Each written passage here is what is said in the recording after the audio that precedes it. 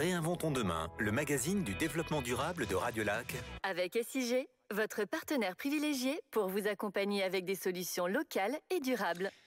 Et aujourd'hui, nous nous intéressons à l'eau sous toutes ses formes, l'eau qui est considérée comme l'or bleu. C'était la journée mondiale de l'eau lundi 22 mars. Et pour en parler aujourd'hui, à mes côtés, Isabelle Dupont, vous êtes aux relations publiques SIG. Et nous recevons Gérard Lhuillier, directeur de l'eau potable, et Hervé Guinan, directeur qualité, santé, sécurité et environnement à SIG. Bonjour, alors Hervé Guinan, l'eau que nous consommons à Genève, cette eau, elle vient d'où exactement ?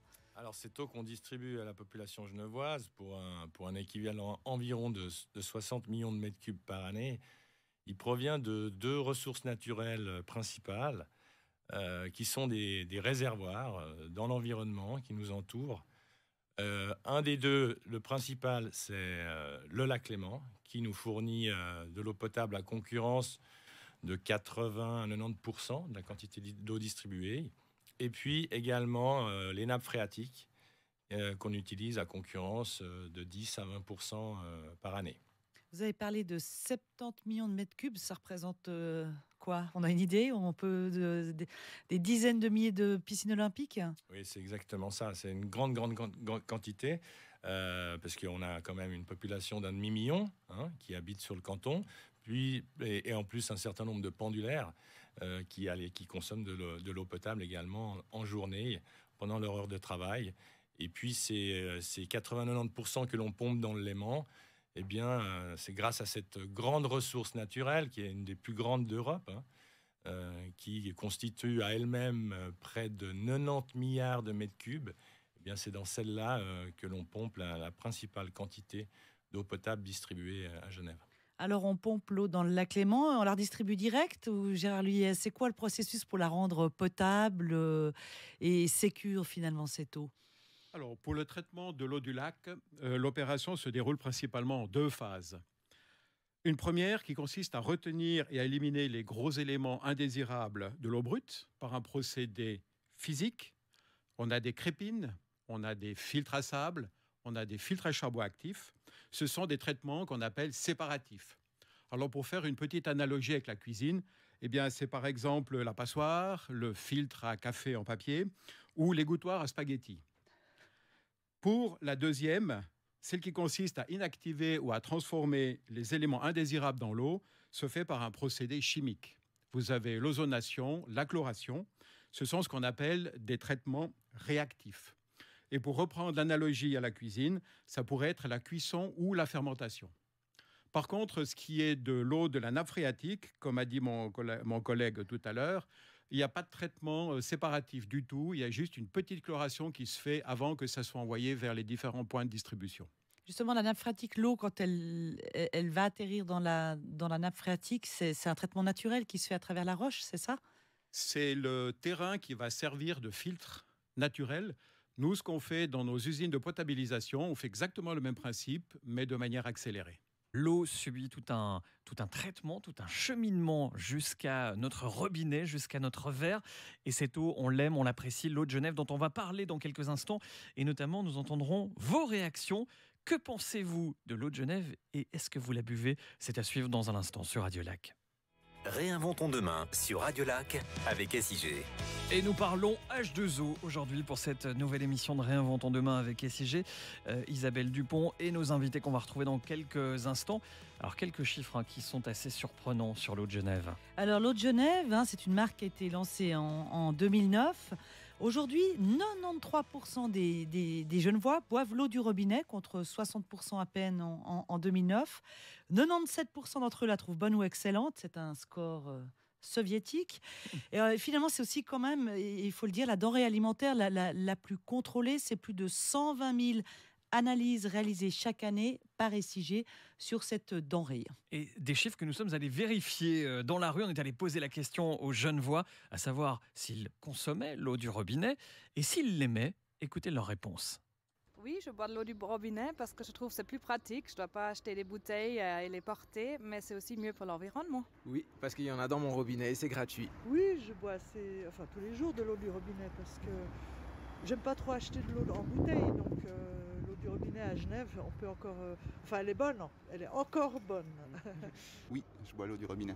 Parce que déjà, c'est plus simple, elle est gratuite. Et puis ensuite, parce que j'ai pas besoin de gérer plein de bouteilles et Voilà, c'est plus simple. Oui, je bois toujours l'eau du robinet parce que je pense que c'est pas trop risqué. En tout cas, pour moi, le risque de coma hydraulique est moins dangereux que le risque de coma éthylique. Oui, bien sûr. Pourquoi? Parce qu'elle est bonne. On est vraiment en Suisse, on a la chance qu'elle est bien filtrée, donc elle est de bonne qualité. Oui, parce qu'elle est de très bonne qualité. Oui, bien sûr, parce qu'elle est de bonne qualité à Genève et qu'on aurait tort de s'en priver. Oui, tous les jours. Écoutez, au début, je buvais de l'eau gazeuse et puis finalement, je trouve que cette eau naturelle est très bonne comme ça, quoi. En habitant en ville, je trouve que l'eau est tout à fait convenable. Non, parce qu'elle est de mauvaise qualité à la maison, du coup on a pris l'habitude d'acheter des bouteilles d'eau. Oui monsieur, toujours. Parce que d'après les études qui sont faites, c'est une eau qui est très saine. D'une part, je n'utilise pas du plastique pour rien en achetant des bouteilles en plastique. Et puis, comme on a la possibilité et la chance de pouvoir utiliser de l'eau courante, potable, j'utilise que l'eau du robinet. Oui, alors j'adore l'eau du robinet, au travail, à la maison. Pour moi, l'eau du robinet, elle est tellement bonne. Pourquoi acheter de l'eau dans les magasins? Il faut la porter, payer, alors que l'eau du robinet, elle est bonne, elle est gratuite. Et oui, qui a déjà porté des packs d'eau très lourds, eh bien comprend évidemment les propos de ce monsieur. Je crois qu'une chose est claire, Isabelle, l'eau de Genève est de qualité, c'est ce qui revient régulièrement. Oui, c'est ce qu'on a pu entendre. Gérard Luyet, vous êtes responsable de l'eau potable justement à SIG. Pourquoi, en quelques mots, c'est bien de consommer l'eau du robinet? Alors, on peut lui attribuer 4 vocables. Alors, elle est écologique. Elle est jusqu'à 1000 fois plus écologique que les eaux en bouteille. Il n'y a pas de transport, il n'y a pas de stockage, il n'y a pas d'emballage, il n'y a pas de conditionnement. Ensuite, elle est de qualité, comme on l'a entendu dans le micro-trottoir. Elle est locale, on l'a entendu aussi tout à l'heure avec mon collègue Hervé Guinan, puisqu'elle vient probablement essentiellement du lac et des nappes phréatiques. Et puis le dernier vocable, elle est pratique, car elle est disponible 24 heures sur 24, sans effort, à tous les points de distribution. Entre la production et la mise à disposition de l'eau, il s'écoule en principe moins de 24 heures. Et tout ça pour moins de 3 francs les 1000 litres. Oui, alors il n'y a pas photo, Hervé Guinan, vous êtes responsable notamment de la qualité de l'eau. Alors, on dit qu'elle est bonne, peut-être par endroit elle a moins bon goût, peut-être les tuyaux de l'habitation de ce monsieur ne sont pas excellents. Mais ça paraît pas un peu étrange lorsqu'on parle de l'eau, on parle de l'or bleu, de savoir qu'on a de l'or bleu qui coule dans nos toilettes. Comment ça se fait?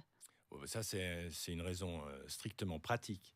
Imaginez qu'on ait besoin dans chaque habitation de la République d'avoir un double réseau de distribution, c'est-à-dire un réseau de distribution d'eau potable pour les besoins d'eau alimentaire, d'eau de boisson, de sanitaire, et puis pour les toilettes, par exemple, en particulier, un autre réseau avec une autre qualité d'eau. Donc, en matière de conduite et de distribution, ce serait absolument déraisonnable d'avoir ce genre de dispositif de distribution. Et comment ça se fait que certains, en tout cas une personne l'a dit dans le micro-trottoir, que le goût de l'eau chez lui était pas très bon? Ça, c'est lié à quoi?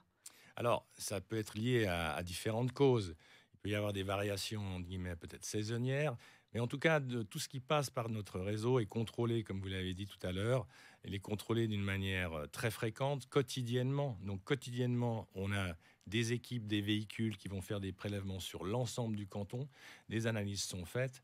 Et en règle générale, on a une qualité d'eau qui est très homogène sur le canton. Il peut y avoir quelques petites variations. C'est vrai qu'on régule aussi, on essaie de conserver la qualité de l'eau potable tout au long de son transport avec une addition très légère de chlore. Il peut y avoir peut-être des petits problèmes de régulation très ponctuels. Mais après, il y a un dernier maillon de la distribution de l'eau potable qui est importante, c'est l'intérieur des bâtiments. Là, c'est de la responsabilité des propriétaires que d'entretenir le réseau de distribution, les canalisations dans les immeubles, dans les maisons, dans les bureaux. Et là, évidemment, en fonction de la vétusté de ces canalisations, il peut y avoir peut-être encore une détérioration organoleptique, c'est-à-dire du goût, de l'odeur, voire de l'apparence et de la limpidité, qui peut être observée dans certains quartiers, dans certains bâtiments, comme on l'observe déjà tous parfois lorsqu'on s'en va pendant peut-être quelques semaines en vacances et on revient, et peut-être que les premiers litres d'eau qui sortent de nos robinets sont un peu troubles, voire même un petit peu rouges. Et là, c'est l'effet de l'oxydation des canalisations, et c'est en général que de la présence de fer qui n'est somme toute pas mauvaise pour la santé, mais il s'agit juste de faire couler un petit peu les robinets et de obtenir très rapidement une eau limpide et fraîche. De l'eau de qualité, qu'on se le dise. Alors, s'il y a bien un ambassadeur de l'eau de Genève, c'est évidemment Titeuf, avec celui qui lui a donné vie, évidemment Zep. Zep qui est d'ailleurs parrain, qui a lancé ces carafes SIG, une opération qui remonte à 2009 et dont on va parler dans un instant sur Radio Lac. Réinventons demain, le magazine du développement durable de Radio Lac. Avec SIG, votre partenaire privilégié pour vous accompagner avec des solutions locales et durables. Et pour ce nouveau rendez-vous, nous nous intéressons aujourd'hui à l'eau. On a parlé il y a quelques instants de l'eau potable, l'eau de Genève, avec vous Isabelle Dupont et puis vos invités, Gérard Luyet et Hervé Guinan, qu'on retrouvera dans quelques instants. Avant cela, c'est un autre invité que nous allons accueillir par téléphone, celui qui est le parrain de l'opération Carafe de SIG. Zep, bonjour. Bonjour. Pourquoi vous êtes-vous engagé dans cette opération Carafe il y a maintenant pas mal d'années? Moi, je trouvais que c'était un beau projet parce que c'est bien de boire l'eau du robinet. On a la chance d'être dans une ville où elle est bonne. Et puis ça évite de trimballer des tonnes de plastique, de l'eau dans des bouteilles plastiques. Je trouve que c'est une bonne chose, c'est une bonne habitude à prendre parmi les gestes qu'on est censé développer pour construire un monde un peu meilleur. Celui-là est assez simple. Est-ce que vous, Zep, l'eau du robinet, vous la buvez? Ah ouais, carrément, ouais. Je trouve d'ailleurs qu'elle est très bonne chez nous et elle a l'avantage d'être fraîche. Donc, on n'a pas besoin de la mettre au frigo. Enfin, quand on voyage beaucoup, c'est de loin pas le cas partout. Et je trouve que chez nous, elle est bonne. C'est un geste qu'on fait pour notre santé, pour la planète aussi. L'eau du robinet, cette eau de Genève qui est très bonne, évidemment. Est-ce que vous avez un petit message à passer aux Genevois qui nous écoutent, peut-être pour les inciter encore plus à profiter et à boire cette eau? Je pense que ce que vous avez dit, c'est vachement vrai. C'est un geste pour la planète et c'est pour notre santé. Mais en fait, quand on le fait pour la planète, on le fait aussi pour notre santé parce qu'on sait qu'à terme, on a intérêt à préserver un peu ce monde dans lequel on habite. Sinon, ça ne va pas se passer très très bien pour nous. Donc, il y a des gestes qui sont très compliqués à faire et des habitudes qui sont beaucoup plus longues à déconstruire. Celle-là, elle est tellement simple que franchement, il ne faut pas hésiter. Voilà une bonne habitude. Buvons l'eau du robinet. Merci beaucoup, Zep. Merci à vous. Bonne journée. Voilà, l'eau de Genève et ses carafes. L'opération Carafe de SIG lancée en 2009 pour laquelle Zep s'est engagé. Il y en a eu 5 autres, des carafes. Alors, on peut jouer à voir toute la collection. Elles sont magnifiques, toujours disponibles, notamment sur le site internet de SIG. Et quelques chiffres aussi sur cette opération Carafe, Isabelle. Depuis son lancement en 2009, c'est 52 000 carafes qui ont été vendues et ça a permis de reverser 260 000 francs à différentes associations qui soutiennent des projets pour rendre accessible l'eau potable. Donc depuis 2009, c'est 10 000 personnes qui ont pu accéder à l'eau potable dans des pays comme le Cameroun, le Kenya, le Népal ou en Équateur. 10 000 personnes, c'est l'équivalent de la population de Bernay. Alors, H2O Énergie, c'est une association genevoise à but non lucratif qui est constituée principalement de retraités de SIG et qui a bénéficié de cette opération Carafe et qui a permis de donner accès à l'eau potable dans des régions au Kenya. Et vous, Fabien, vous avez contacté par téléphone Robert Rohrbach, qui est le président de cette association. Absolument, Robert Rohrbach, président de cette association H2O Énergie. Bonjour. Bonjour. Quelle est cette association exactement et qu'est-ce qu'elle fait? Alors, H2O Énergie est une association genevoise à but non lucratif. Elle est constituée pour la plupart de retraités spécialistes du domaine de l'eau qui se mettent à disposition bénévolement pour résoudre des problèmes d'accès d'eau potable en Afrique. Comment ça se passe donc? Racontez-nous. Alors pour ça, on a développé un équipement de production d'eau potable par filtration destiné à de petites communautés qu'on installe et mettons en service au Cameroun et au Kenya. On assure aussi la formation à la conduite des installations et à leur maintenance par les communautés locales, ainsi qu'une assistance technique et financière, avec comme objectif, bien entendu, de les rendre autonomes à terme. Comment vous avez utilisé l'argent, finalement, de cette opération Carafe? Cette opération des carafes de SIG a déjà permis de financer 2 projets de l'association entre 2009 et 2012, projet qui continue, pour un montant de 125 000 francs. Un premier au Cameroun, dans la région de Mbouda, avec l'installation l'installation de 2 systèmes, un de traitement de l'eau d'une rivière et un autre de désinfection de l'eau d'une source, ce qui permet de fournir de l'eau potable à la communauté et à un centre médical. Le deuxième projet est situé au Kenya, dans la région de Koteyo, avec la construction d'une station de traitement et de pompage de l'eau du lac Victoria qui permet de fournir de l'eau potable à la communauté et à 4 écoles primaires. C'est un total d'à peu près 3000 personnes et un millier d'élèves qui ont ainsi accès à l'eau potable grâce au soutien de SIG, des Genevoises et Genevois et de communes du canton. Actuellement, une extension de ce projet est en cours de financement, ce qui permettra à terme à 10 000 personnes d'avoir accès à l'eau potable. Pour plus d'informations, on peut nous retrouver sur www.h2o-energie.ch ou sur notre page Facebook H2O-Énergie Genève. Merci beaucoup, Monsieur Orbar. Le message est passé. Merci. Merci, bonne journée. Au revoir. Alors rappelons que pour chaque carafe vendue 20 francs, 5 francs permettent de financer une association, des actions et notamment les actions menées par H2O Énergie. On va s'intéresser dans une nouvelle partie dans quelques instants aux eaux usées et à notre célèbre jet d'eau sur Radio Lac. Réinventons demain sur Radio Lac avec SIG. Et c'est jusqu'à 15h. Sur Radio Lac, nous avons parlé eau potable, de son traitement, l'eau de Genève avec ZEP ou l'association H2O Énergie qui apporte de l'aide notamment au Kenya mais aussi au Cameroun pour rendre l'eau potable. L'eau potable, c'est important, mais que devient-elle une fois qu'elle est rejetée? Ça, c'est aussi une question qu'on peut se poser. Et nous allons parler de ces eaux usées avec vous, Isabelle Dupont, et vos invités.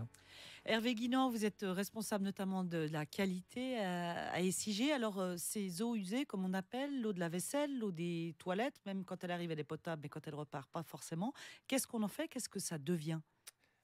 Évidemment, là, le parcours de la molécule d'eau n'est pas terminé. Donc, on a évidemment parlé cette eau potable qui est utilisée par la population. Et puis après, qu'advient-il de ces eaux usées? Alors, le parcours est encore long pour cette petite molécule d'eau, puisqu'elle va être acheminée à travers des conduites d'eau usée juste dans nos stations d'épuration.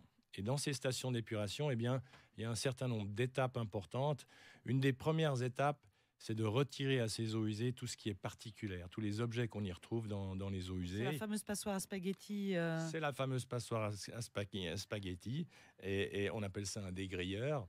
C'est la première étape qui est très mécanique. Après, on a une deuxième étape qui prend du temps dans des grands bassins, où on va finalement séparer encore tout ce qui est particulière dans les eaux usées. On va notamment y retirer tout ce qui est sable, graisse, et puis à travers, avec quelques produits chimiques, on va pouvoir encore séparer et créer des floculats qui vont faire créer des boues et des rejets. Après, cette eau, elle va continuer dans une dernière étape biologique, où là, on utilise un processus finalement naturel. On utilise des bactéries qui sont gloutonnes de pollution organique et qui vont finalement digérer et nettoyer ces eaux usées avant qu'on les rejette dans les cours d'eau genevois, et pour que cette molécule d'eau suive son cycle de l'eau pour être un jour réutilisée par d'autres, et puis dans ces milieux-là où toute la faune et la flore vivent également. Donc SIG a de nouveau une grosse mission environnementale dans ce rôle de traitement des eaux usées. Alors, il y a d'autres molécules d'eau qui font un autre parcours et qui sont pompées dans le lac pour alimenter évidemment ce jet d'eau. Alors, une question qu'on peut se poser évidemment, l'origine du jet d'eau, est-ce que vous la connaissez? On est allé vous poser la question dans les rues de Genève. Non. C'est le lac. Le lac, vous diriez? Après il y a quelqu'un qui a inventé sa pompe, quoi. Voilà. Alors, il me semble que c'est une histoire avec des artisans début 19e, mais je suis pas trop sûr, honnêtement. Le jet d'eau de Genève, je crois me souvenir que c'est les Genevois qui étaient jaloux des Vaudois à cause du nom du lac Léman. Ils se sont dit, et peut-être qu'avec le jet d'eau de Genève, on pourra appeler le lac de Genève. Alors Gérard Luyet, vous avez la responsabilité aussi du jet d'eau à SIG. C'est vrai qu'on a créé le jet d'eau pour appeler le lac Léman le lac de Genève? Mais absolument pas. Voilà, au moins c'est clair. Alors on est d'accord, le jet d'eau pompe l'eau du lac, mais ça n'a pas toujours été le cas, ou pas vraiment à l'endroit actuel. C'est quoi son origine au jet d'eau? Alors, il est né en 1886. Il provenait du réseau d'eau et était une soupape de décharge de pression pour éviter que les tuyaux fragiles de l'époque ne cèdent et provoquent des fuites. À l'époque, il était situé tout près de l'usine de la Coulouvronnière et il montait à environ 30 mètres de hauteur. Et puis après, on l'a déplacé pour... Après, c'est en parle de Genève 1891, pour fêter les 600 ans de la Confédération, que l'on a décidé de le transformer en attraction touristique. À ce moment-là, il était alimenté par un réservoir d'eau qui était situé près de la commune de Cologny. Et il était alimenté en eau du lac, traitée, mais très faiblement, puisqu'à l'époque, il y avait peu de traitements qui étaient nécessaires. Et à ce moment-là, il montait à 90 mètres de hauteur. Et c'est en 1951 que la qualité d'eau a dû être modifiée pour l'eau potable. Et on s'est dit, c'est stupide d'aller envoyer directement dans le lac de l'eau qui a été traitée. Donc, on va la prendre directement sur place. Alors, c'est une eau qui est pompée à 500 litres seconde, ce qui représente entre 2 et 3 baignoires. Elle est envoyée à 140 mètres de hauteur quand il n'y a pas de vent. Et elle a une vitesse de sortie de 200 km/h. Alors, je peux dire qu'on est les seuls à pouvoir faire du 200 km/h sous les quais sans être amendés. Une question aussi concernant ce jet d'eau. Pourquoi parfois est-ce qu'il ne fonctionne pas? Il y a 2 principales raisons de non-fonctionnement. La première, c'est les vents. Parce que si vous avez un vent qui va rabattre les particules d'eau sur le quai Gustave-Adolphe ou sur le jardin anglais, eh bien, ça peut provoquer passablement de désagréments. Sauf des fois qu'en plein été, ça pourrait être assez utile. La deuxième raison, c'est quand la température extérieure de l'air descend en dessous de 4 degrés, puisque là, on peut très bien envoyer sur les quais des petites particules de glace. Et ça peut geler les surfaces où il y a la circulation et rendre le tout dangereux, soit pour les passants, soit pour les automobilistes. Gérard Luyet, c'est vrai que ce sont des retraités des CIG qui s'occupent du jet d'eau, qui s'occupent de l'allumer et parfois de l'éteindre? Oui, c'est une équipe de 5 retraités, tous passionnés du jet d'eau et par son attrait touristique, qui s'en occupent et qui sont chargés de l'allumer, de le surveiller, éventuellement l'éteindre en fonction des conditions qu'on a dit tout à l'heure, s'il y a du vent qui souffle dans la mauvaise direction, comme le joran ou la bise, ou alors quand les conditions de météo deviennent assez froides. Ces 5 personnes aussi sont très sollicitées par les passants et ils ont à cœur de leur répondre. Mais bien sûr, ce ne sont pas eux qui ont la charge de la maintenance. Et là, c'est vraiment une équipe spécialisée de SIG qui s'occupe de tous les travaux de maintenance qui sont techniquement quand même assez complexes, surtout que c'est une vieille dame. Les pompes sont de 1951, elles sont d'origine et on les bichonne. Gérard Luyet, Hervé Guinan, vous allez rester avec nous durant quelques instants. Pour la dernière partie, Isabelle Dupont, qui est à mes côtés, va vous remettre une baguette magique. C'est un peu le moment de se projeter, de faire des plans sur la comète, comme on dit. Et puis, on vous entendra pour cette dernière partie. On retrouvera aussi l'agenda SIG. Ce sera dans quelques minutes sur Radio Lac. Réinventons demain, le magazine du développement durable de Radio Lac. Avec SIG, votre partenaire privilégié pour vous accompagner avec des solutions locales et durables. Une émission spécialement consacrée à l'eau que nous allons conclure, Isabelle Dupont, avec vos invités. Gérard Luyet, vous êtes responsable eau potable à SIG. Je vous donne une baguette magique et 1 minute. Qu'est-ce que vous faites avec? Eh bien, je ferai en sorte que la pandémie qui nous frappe ne soit plus qu'un mauvais souvenir et en plus que le mot pandémie soit complètement supprimé de notre dictionnaire. En plus, j'instillerai à chacun la prise de conscience de l'urgence climatique et la nécessité d'agir sans tarder. On dit tous qu'on n'est qu'une petite goutte dans l'océan, mais l'océan est composé de petites gouttes. Merci Gérard. Hervé Guinan, de nouveau, je vous donne une baguette magique, 1 minute, et je rappelle quand même que vous êtes responsable notamment de la qualité à SIG. Oui, mais je resterai dans le thème, et puis en effet, par rapport à nos missions de traitement de l'eau potable et de traitement des eaux usées, je resterai sur ce principe où finalement la goutte d'eau, l'eau qui se trouve sur notre planète, on l'emprunte aux générations précédentes pour la restituer aux générations futures. Donc un premier coup de baguette magique, ce serait pour pouvoir sensibiliser les générations actuelles et futures sur l'utilisation, je dirais, rationnelle de l'eau, sur la protection de l'eau, et que ça devienne partie intégrante de notre ADN.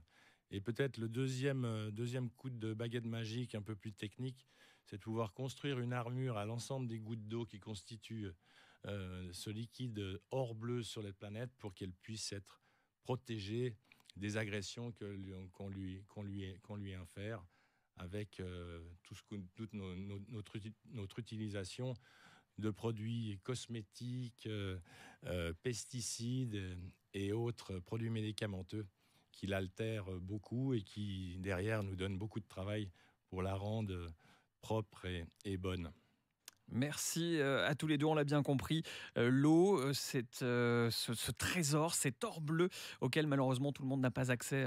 C'est important de le préciser sur la planète. Donc il faut prendre conscience de sa qualité, de ses qualités. Cette eau qui nous vient directement à la maison. Et c'est une véritable chance, un privilège que nous avons.